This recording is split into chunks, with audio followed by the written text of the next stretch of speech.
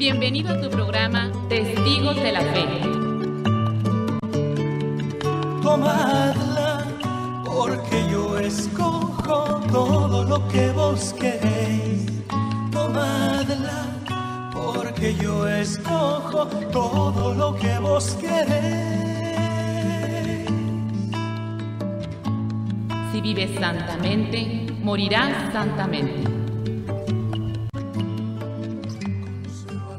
Les saluda a su servidora Madre Gabriela, misionera de Jesús y de María, compartiendo el día de hoy, domingo 15 de este mes de junio, donde estamos a la mitad de este mes, que es el sexto de este año 2025. Saludamos a todos los que nos van a estar acompañando en este programa que se llama...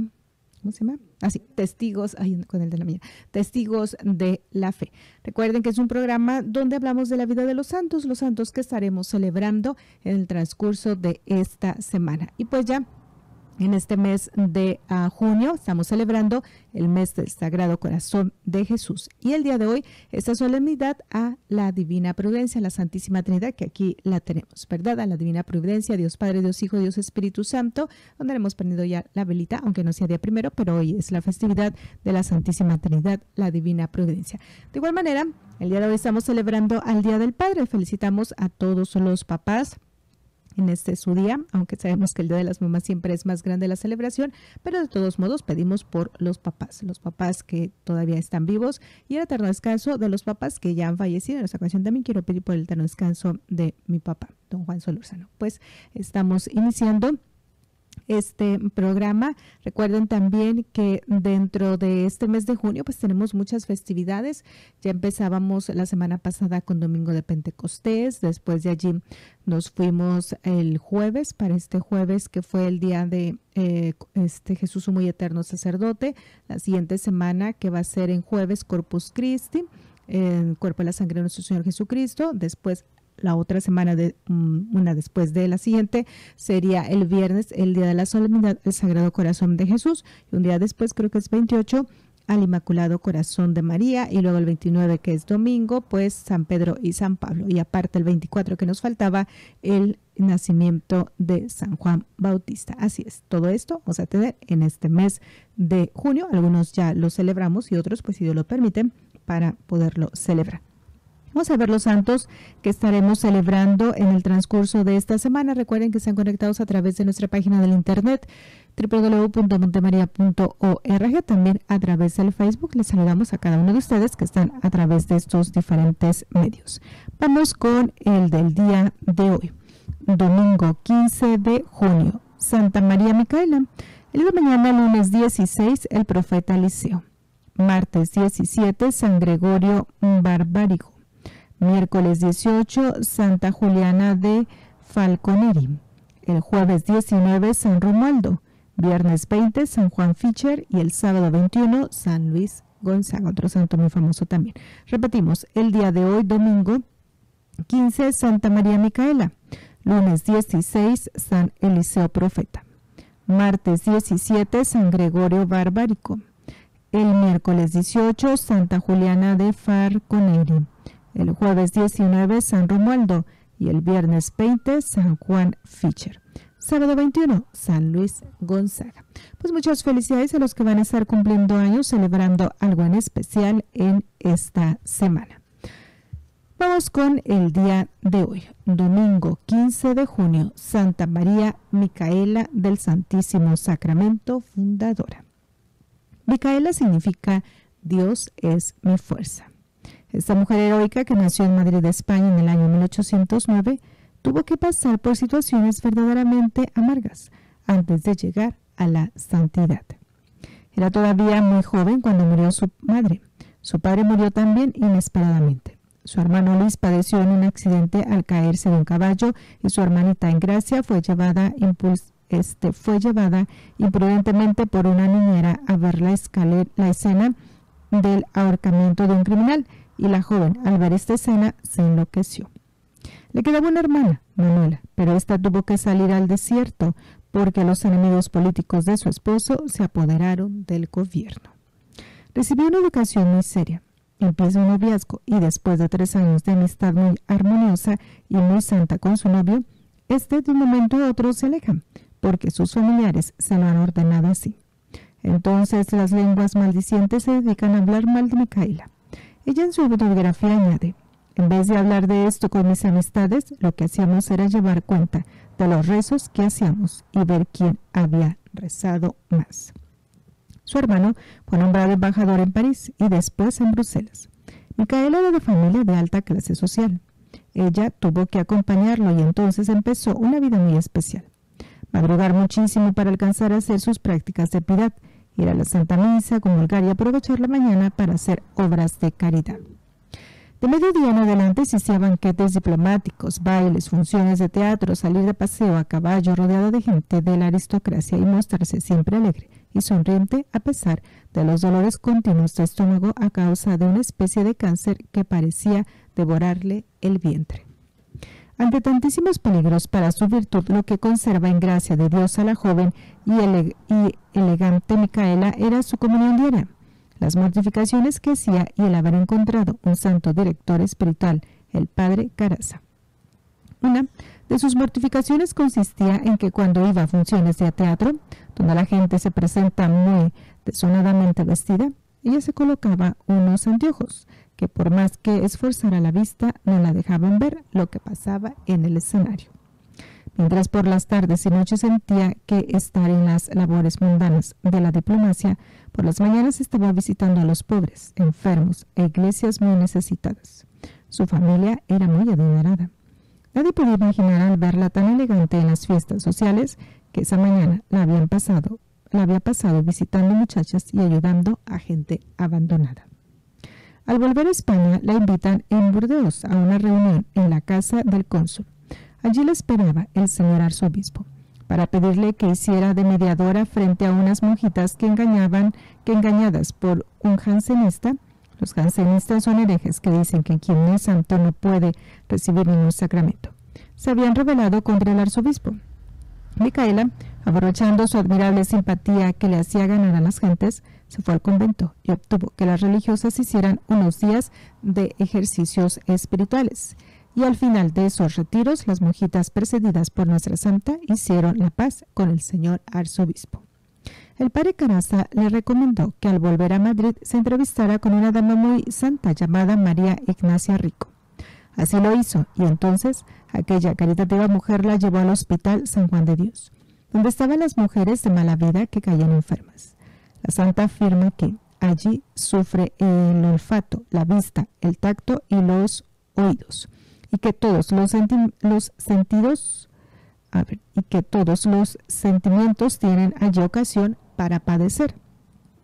Micaela ni siquiera sabía que existía esa clase de mujeres y nunca se había imaginado que los hombres dieran un trato tan injusto y cruel a esas pobres criaturas después de haberlas corrompido. Aquel espectáculo fue para Micaela como una revelación del cielo, y cuando supo no solo la situación horrorosa de esas pobres muchachas enfermas en el hospital, sino la espantosa vida que les esperaba cuando salieran de allí, pensó que era absolutamente necesario hacer algo concreto para ayudarlas. Y con su amiga María Ignacia consiguieron una casita para llevar allí a las muchachas en peligro con el fin de preservarlas y a las que ya habían sido víctimas para redimirlas y salvarlas. Y sucedió entonces que alrededor de Micaela hubo una tormenta de incomprensiones y de abandonos aún de sus mejores amistades. Ahora se cumplía la antigua frase de San Ignacio: el mundo no tiene oídos para poder escuchar tan grande estruendo. Aquí se le iba a ocurrir que una mujer de la más alta clase social, emparentada con las familias más ricas y famosas de la capital, se fuera a dedicar a cuidar prostitutas o mujeres de mala vida. Todas sus antiguas amistades se negaron a ayudarle y ya ni la reconocían como amiga. Luego sucedió lo que ninguno había esperado. Micaela dejó su casa elegante en un barrio rico y se fue a vivir con unas pobres mujeres de mala vida en una casucha miserable para poder transformarlas en personas honradas y santas. Al señor arzobispo le llevaron cuentos y calumnias. Entonces se le envió un sacerdote para que sacara de la casa de Micaela el Santísimo Sacramento. Cuando el sacerdote llega, la santa se dedica a orar por él, y después de rezar unos minutos de rodillas, cambia de parecer y se va sin llevarse el Santísimo Sacramento. Le llega un director espiritual demasiado rígido que le prohíbe hacer caso a los mensajes interiores que Dios le da. Una voz le dice: Micaela, se va a incendiar la sacristía. Pero ella no puede hacer caso a esto y tiene que dejar que suceda. Otra voz le dice: le echaron veneno a la comida. Pero como el director le prohibió hacer caso a esas voces, empieza a comer. Solo que al sentir el sabor tan desagradable de aquel alimento se dice: aunque fueran sin voces, yo no me comería esto por lo asqueroso. Y se detiene, pero alcanza a enfermarse bastantemente. Afortunadamente, en vez de ese equivocado director, le llega un santo de primera clase a dirigir, que es Antonio María Claret, y bajo su dirección sí puede progresar gradualmente en santidad. Son las 10 de la mañana y no hay con qué hacer desayuno para tantas jóvenes. Llega un misionero de Filipinas y la santa le cuenta su terrible situación. El misionero le entrega unas monedas de oro que le han regalado. Corre a comprar alimentos y las muchachas exclaman: la superiora nos está haciendo una broma diciendo que no había comida. Miren qué abundante comida nos tenía por allí guardada.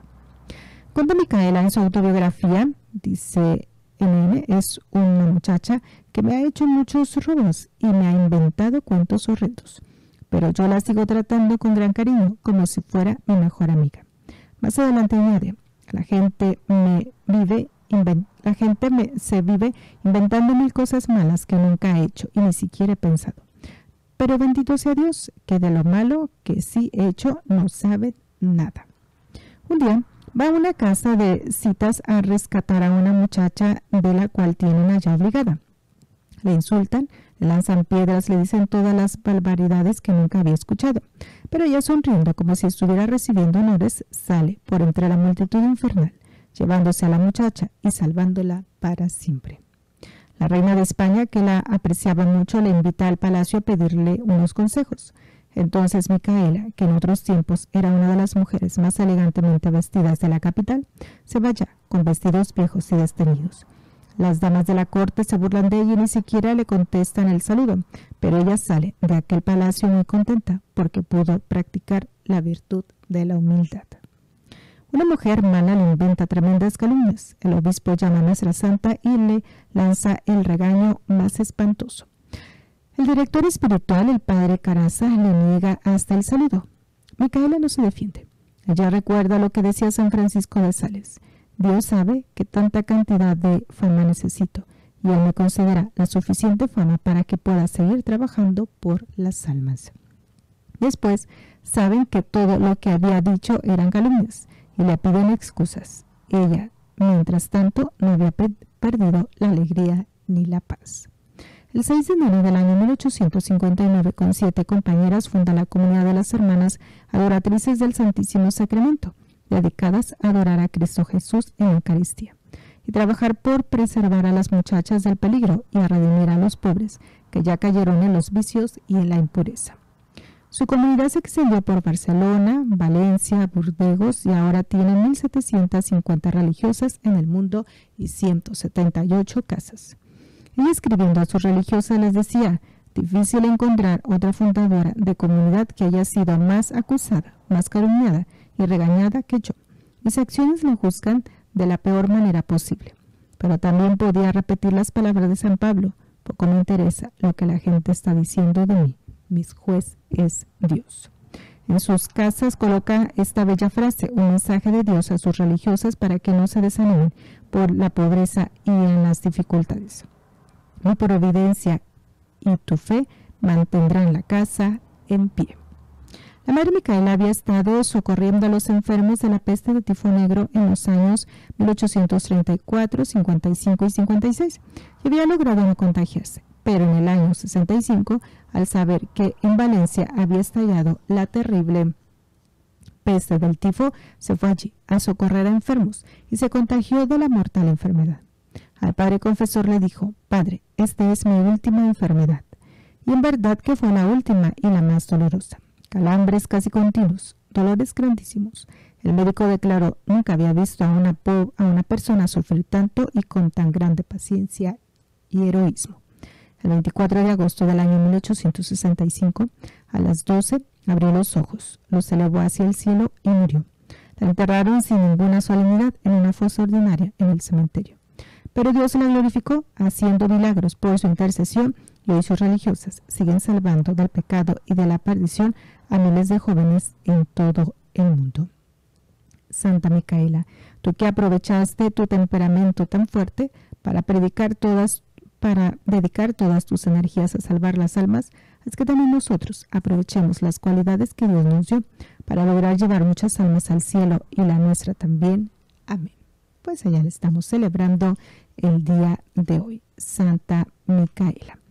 Vamos con el día de mañana, que es lunes 16, el profeta Eliseo. Eliseo significa Dios es mi salvación. La historia del profeta Eliseo está narrada en la Sagrada Biblia en el primer libro de los Reyes. Estaba arando en un campo, cuando de pronto se le acercó el profeta Elías y echándole su manto sobre los hombros lo invitó a seguirlo y a dedicarse a extender la religión. Eliseo aceptó, pero le pidió permiso para ir antes a despedirse de su familia. Luego volvió y mató a sus 2 bueyes y repartió esas carnes entre los demás compañeros de trabajo, y quemó sus utensilios de arar, y así, libre de todo impedimento, se fue con Elías. Cuando Elías iba a ser llevado al cielo, le dijo a Eliseo: quédate por aquí, que yo ya me voy al Jordán. Eliseo le respondió: Padre, yo te seguiré donde vayas, y se fue con él. Cuando iban llegando al río Jordán, le salió al encuentro un grupo de jóvenes que se preparaban para ejercer el profetismo, y Eliseo les aconsejó que se quedaran allí, en una altura, observando lo que iba a suceder. Al llegar a Jordán, Elías tocó con su manto las aguas, y éstas se dividieron, y así los 2 profetas pasaron a pie por el terreno seco. Pasando el Jordán, Eliseo le pidió a Elías un favor muy especial: Padre, te pido que cuando tú te vayas me pase a mí una buena parte de tu espíritu, de tus poderes. Elías le dijo: si me logras ver cuando sea levantado, se te concederá esto que has pedido. Luego llegó un carro de fuego y se llevó a Elías, y mientras éste subía por el cielo, Eliseo lo veía y le gritaba: Padre mío, Padre mío. A Elías se le cayó el manto y Eliseo lo recogió. Para comprobar que Dios sí le había pasado a él los poderes que le había dado a Elías, tocó Eliseo con el manto en las aguas del Jordán, y éstas se abrieron y le dieron paso. Los 50 jóvenes que se preparaban para el profetismo vieron este milagro. En adelante le tuvieron gran respeto y lo consideraron como sucesor del profeta Elías. La gente de Jericó le dijo: Profeta, nuestra ciudad está bien situada, pero las aguas no sirven para tomar. Eliseo echó su bendición a aquellas aguas y desde entonces se volvieron potables, muy buenas para tomar. Los hombres de Dios son muy valiosos para la sociedad. Yendo Eliseo hacia la ciudad de Betel, salió un grupo de muchachos maleducados que empezaron a burlarse del profeta diciendo: sube calvo, sube calvo. Eliseo les echó una maldición y salieron 2 osos que mataron a los 42 de estos atrevidos. Dios quería demostrar que Él se disgusta cuando se falta al respeto a sus enviados. Una pobre viuda le contó a Eliseo que se había quedado en la ruina y que sus acreedores le iban a enjuiciar por las deudas que le tenían y que no tenía sino una botella con aceite. El profeta le aconsejó que fuera donde las vecinas y les pidiera vasijas prestadas y que empezara a llenarlas con el aceite que tenía en la botella. Ella pidió muchas vasijas prestadas y con la botella de aceite las fue llenando todas. Cuando ya tuvo llena la última vasija, la botella dejó de producir aceite. Con la venta de todo aquello, pudo la viuda pagar todas sus deudas. Una mujer de Sunam le daba siempre hospedaje gratuito a Eliseo cuando pasaba por allí misionando. El profeta, para agradecerle sus favores, obtuvo que Dios le concediera un hijo en su matrimonio, pues ese hogar no había tenido hijos. Pero un día el niño estaba trabajando en el campo con su padre y exclamó: «Papá, me duele la cabeza», y se murió. La sumanita se fue corriendo donde el profeta Eliseo, que estaba a bastantes horas de camino, y le suplicó que corriera a darle una bendición a su hijo. Llegó a Eliseo y después de suplicar mucho a Dios, obtuvo la resurrección del niño. Un hecho prodigioso que comprueba lo muy poderosas que son ante el Señor las súplicas de sus amigos que se dedican a propagar su santa religión. Tenía Eliseo 100 discípulos para darles de comer y solamente tenía 20 panes, bendijo los panes y con ellos le alcanzó para alimentar a sus 100 hambrientos discípulos y le sobró pan. Dice, y le sobró pan. Continuamos con este santo que vamos a estar celebrando, uno de los profetas, el profeta Eliseo. Dice así: el rey de Siria tenía un general muy estimado, llamado Naamán, pero este militar se volvió leproso. Una muchacha israelita le contó que en Israel había un profeta que hacía muchos milagros. El rey le envió a Naamán a que lo curara. Eliseo le mandó que se bañara 7 veces en el río Jordán. A la 7ª vez se le fue completamente la lepra. Naamán quiso darle un gran regalo a Eliseo, pero este no aceptó. Y sucedió que cuando Naamán ya iba lejos, el secretario de Eliseo, llamado Giezi, corrió a decirle con mentiras que el profeta le mandaba pedir un regalo. Naamán se lo envió, pero a Giezi, por este robo y por este engaño, se le prendió lo que antes tenía el general, la lepra. Eliseo le anunciaba al rey de Israel todas las trampas que los enemigos del país le iban a poner, y así lo libra de muchas derrotas. Luego, cuando el anciano profeta estaba muy enfermo, mandó llamar al rey y le dijo: lance bastante flechas por esta ventana. El rey lanzó únicamente 3 flechas, y entonces el profeta le dijo: por no haber lanzado sino 3 flechas, no logrará derrotar a los enemigos del país, sino 3 veces. Y así sucedió.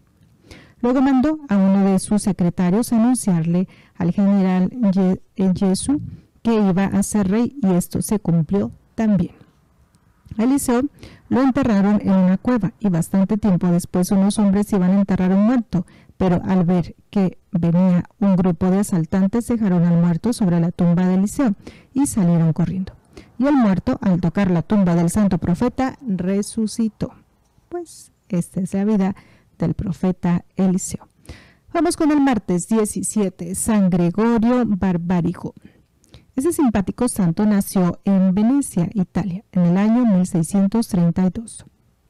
De familia rica e influyente.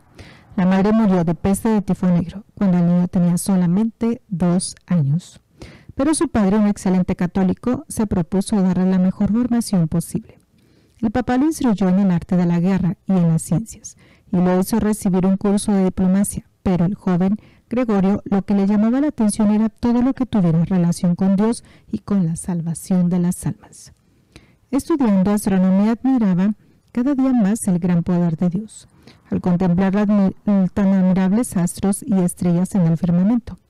Deseaba ser religioso, pero su director espiritual le aconsejó que más bien se hiciera sacerdote de una diócesis, porque tenía especiales cualidades para párroco. Y a los 30 años fue ordenado sacerdote. Un amigo suyo y de su familia, el cardenal Chigi, había sido elegido sumo pontífice con el nombre de Alejandro VII y lo mandó llamar a Roma. Allá le concedió un nombramiento en el Palacio Pontificio y le confió varios cargos de especial responsabilidad. Y en ese tiempo llegó a Roma la terrible peste de tifo negro, y el Santo Padre, conociendo la gran caridad de Gregorio, lo nombró presidente de la comisión encargada de atender a los enfermos de tifo. Desde ese momento, Gregorio se dedica por muchas horas cada día a visitar enfermos, enterrar muertos, ayudar viudas y huérfanos y a consolar hogares que habrían quedado en la orfandad. Acabada la peste, el sumo pontífice le ofrece nombrarlo obispo de una diócesis muy importante, Bérgamo. El padre Gregorio le pide que le deje antes celebrar una misa para saber si Dios quiere que acepte este cargo. Durante la misa oye un mensaje celestial que le aconseja aceptar el nombramiento y le comunica su aceptación al Santo Padre. Llega a Bérgamo como un sencillo caminante, y a los que proponen hacerle una gran fiesta de recibimiento les dice que eso que se iba a gastar en fiestas hay que emplearlo en ayudar a los pobres. Luego él mismo vende todos sus bienes y los reparte entre los necesitados, y se propone imitar en todo al gran arzobispo San Carlos Borromeo, que vive dedicado a las almas y a las gentes más abandonadas. En Bérgamo jamás deja de ayudar a quien le pide, y los pobres saben que su generosidad es inmensa. Propaga libros religiosos entre el pueblo y recomienda mucho los escritos de San Francisco de Sales. En sus viajes misioneros se hospeda en casas de gente muy pobre y come con ellos, sin despreciar a nadie. Después de pasar el día enseñando catecismo y atendiendo a gente muy necesitada, pasa largas horas de la noche en oración. El portero del palacio tiene orden de llamarlo a cualquier hora de la noche, si algún enfermo lo necesita. Y aún entre lluvias y lodazales, a altas horas de la noche se va a atender moribundos, que lo mandan llamar y es obispo. El médico le aconseja que no se desgaste tanto visitando enfermos, pero él responde: ese es mi deber y no puedo obrar de otra manera. El sumo pontífice lo nombra obispo de una ciudad que está necesitando mucho un obispo santo, es Padua. Los habitantes de Bérgamo decían: los de Milán tuvieron un obispo santo, que fue San Carlos Borromeo. Nosotros también tuvimos un obispo muy santo, San Gregorio. Qué gran lástima que se lo llevan de aquí. En Padua se encuentra con que los muchachos no saben de catecismo y los mayores no van a misa los domingos. Se dedica él a organizar personalmente las clases de catecismo y a invitar a todos a la Santa Misa. Recorrió personalmente las 320 parroquias de la diócesis. Organizó a los párrocos y formó gran número de catequistas. Aún a las regiones más difíciles de llegar las visitó, con grandes sacrificios y peligros. En pocos años la diócesis de Padua era otra totalmente distinta. La había transformado su santo obispo. El nuevo pontífice Inocencio XI nombró cardenal a Monseñor Gregorio Barbarigo como premio a sus inalcanzables labores apostólicas.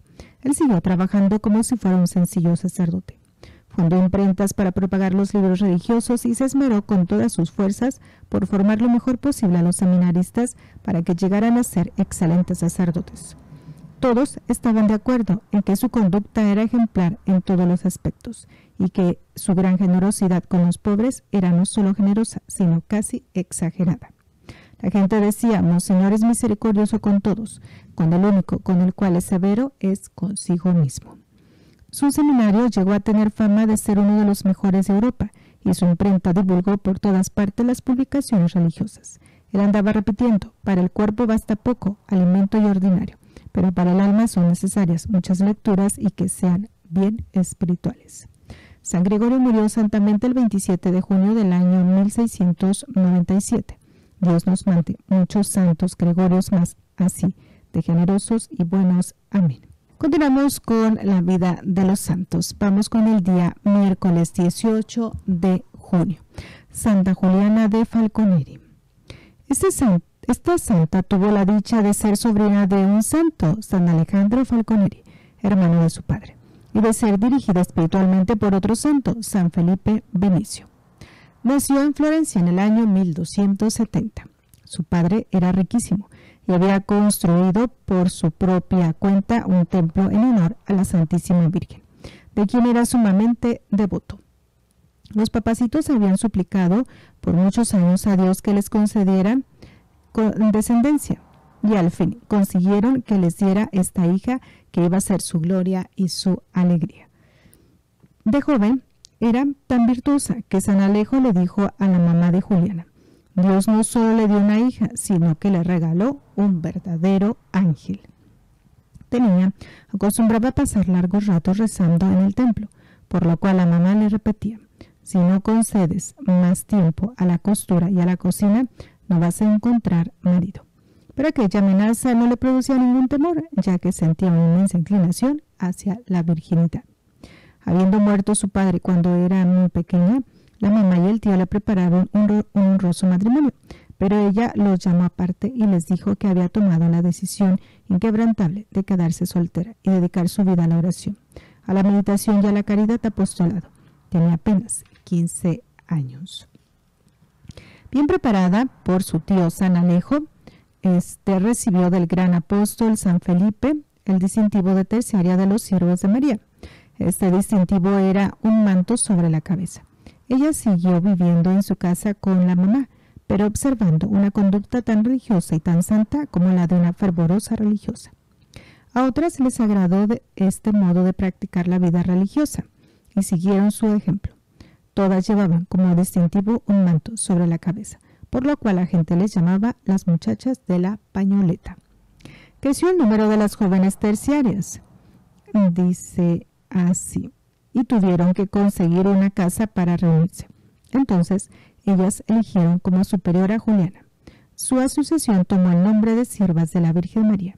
Durante 35 años hasta su muerte, dirigió Nuestra Santa a esta piadosa asociación, llevándola a un alto grado de perfección. Juliana se propuso un reglamento sumamente riguroso: ayunar 3 días por semana. A veces pasaba días sin comer bocado. Esto hizo que se enfermara muy gravemente del estómago. Dice: los viernes los dedicaba a meditar la pasión y muerte de Jesucristo, los sábados a pensar y leer acerca de la Santísima Virgen. Muchas veces dormía sobre el duro suelo. Se propuso hacer los oficios más humildes de la casa y a tratar a cada una de sus compañeras como si fuera muy superior a ella.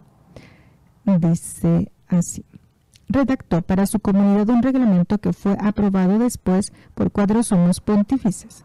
Ella misma era la más exacta en cumplir cada uno de los artículos del reglamento, dando así buen ejemplo a todas. Los que tuvieron que tratar con ella estuvieron de acuerdo que en su caridad, su amabilidad y su inclinación a buscar el bien de las almas de los demás eran extraordinarias. La gente gozaba al recibir las demostraciones de su afectuosa bondad. Nunca dejaba escapar una oportunidad de ayudar a los que necesitaban de su colaboración. Los sacerdotes decían que a los pecadores les hacía mayor bien los sencillos consejos de esta sencilla religiosa seglar que los sermones de los monjes predicadores. Muchos pecadores se convirtieron de su vida de maldad después de tener una charla con Juliana, la de la pañoleta. Enemigos que se odiaban a muerte hacían las paces y se declaraban para siempre la paz, cuando la santa se dedicaba a volverlos otra vez a la amistad. Pasaba horas y horas seguidas dedicadas a la oración sin sentir pasar el tiempo. A quien le preguntaba por qué se estaba tanto tiempo de rodillas, se le respondió: es para alejar las tentaciones. Muchos días los pasó solamente con la Sagrada Comunión, sin ningún alimento más. Su fama de santidad se extendió por todos los alrededores de la casa donde vivía y por toda la ciudad.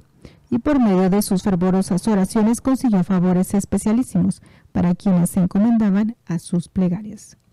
En su última enfermedad, a la edad de 71 años, ya su estómago no le recibía ningún alimento. Vomitaba todo lo que comía. Así que tuvo que dejar de recibir la Sagrada Comunión. Y esto consistía para Juliana la más grande mortificación y penitencia. Y sucedió que en su última visita que le hizo el sacerdote llevando el Santísimo Sacramento, la santa, sabiendo que no podía comulgar, pidió que le colocaran sobre su corazón un mantel blanco y sobre este mantel la Santa Hostia. Y aquí, que de un momento a otro la hostia consagrada desapareció y nadie la pudo encontrar. Ella había pedido poder recibir a Jesús sacramentado antes de morir y su estómago no le permitía. Pero su fe le consiguió el prodigio de poder comulgar. Después de muerte encontraron sobre su corazón en la piel una cicatriz redonda, como si la hubiera cortado para que pasara una hostia. En recuerdo de esto, sus religiosas llevan siempre sobre su hábito en el lado del corazón una medalla donde está grabada una santa hostia.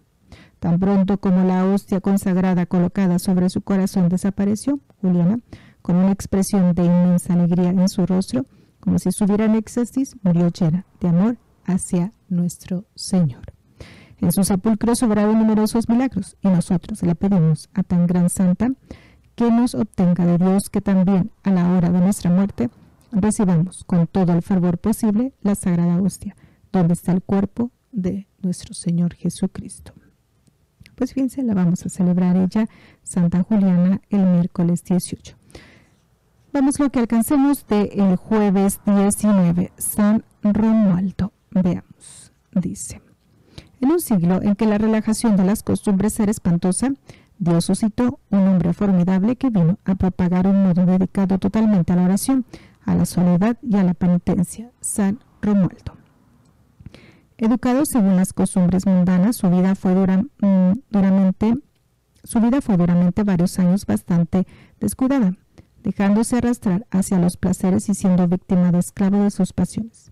Sin embargo, de vez en cuando experimentaba fuertes inquietudes y serios remordimientos de conciencia, a los que seguían buenos deseos de enmendarse y nuevos propósitos de volverse mejor.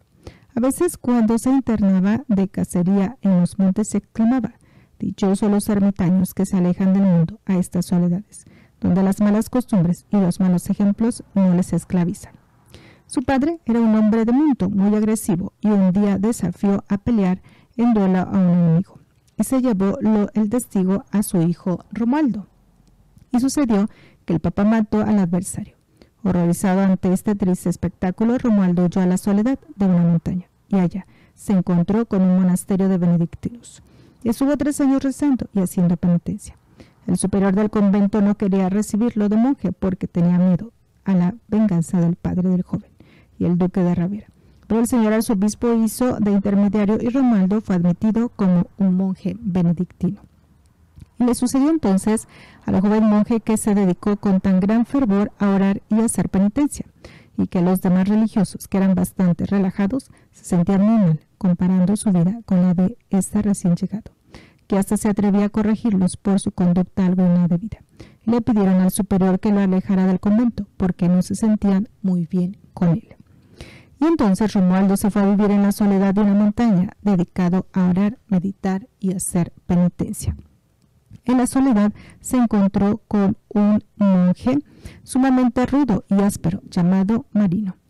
Pero con sus modos fuertes, logró que nuestro santo hiciera muy notorios progresos en su vida de penitencia en poco tiempo.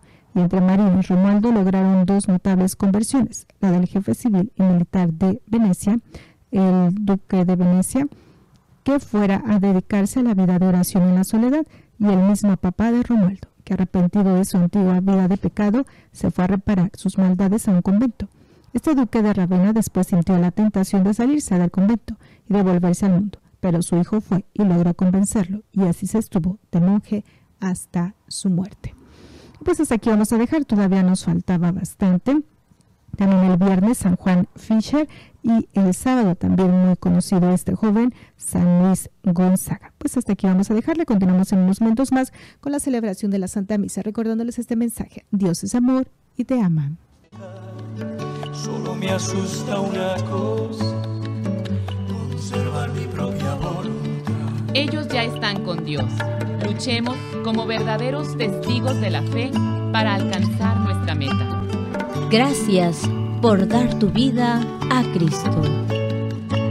Dios es amor y te ama.